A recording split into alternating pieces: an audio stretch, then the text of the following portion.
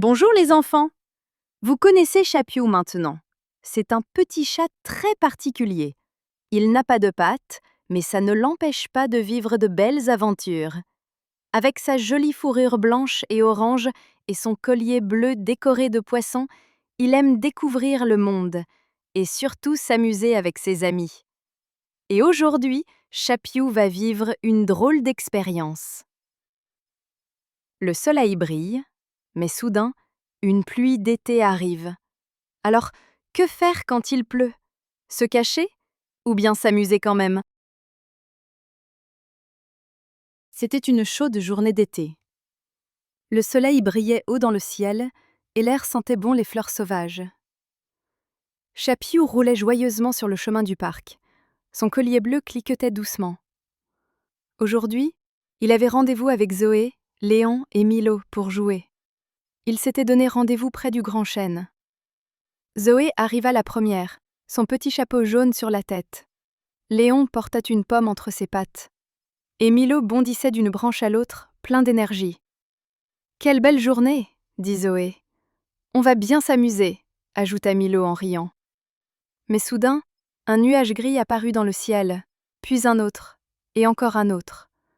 Le soleil disparut derrière la couverture sombre. Un vent léger se mit à souffler dans les feuilles. « Oh oh !»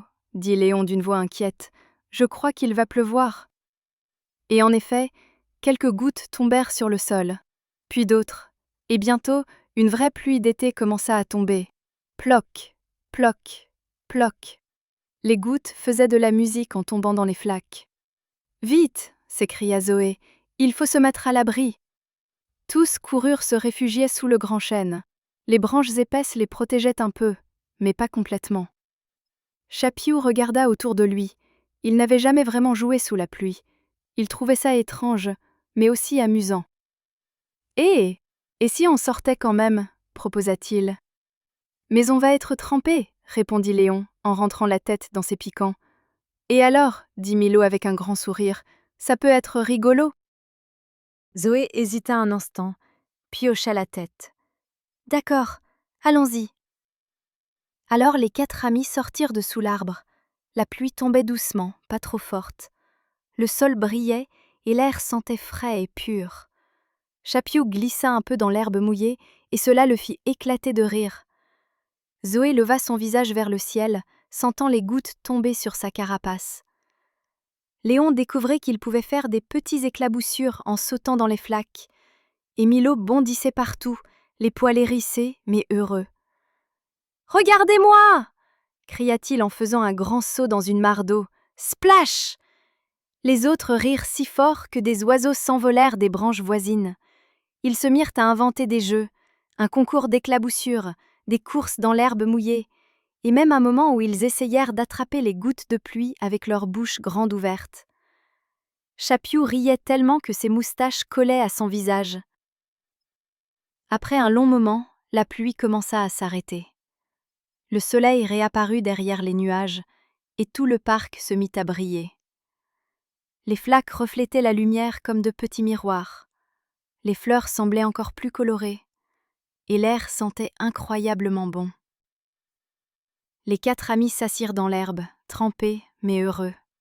« Finalement, » dit Léon en souriant, « la pluie d'été, ce n'est pas si mal. »« Oui, » ajouta Zoé, « ça rend tout plus beau. »« Et plus amusant !» s'écria Milo. Chapiou hocha la tête. « Je crois qu'on a découvert quelque chose d'important aujourd'hui. » Ses amis le regardèrent. « Quoi donc ?» demandèrent-ils en chœur. Chapiou sourit de toutes ses moustaches.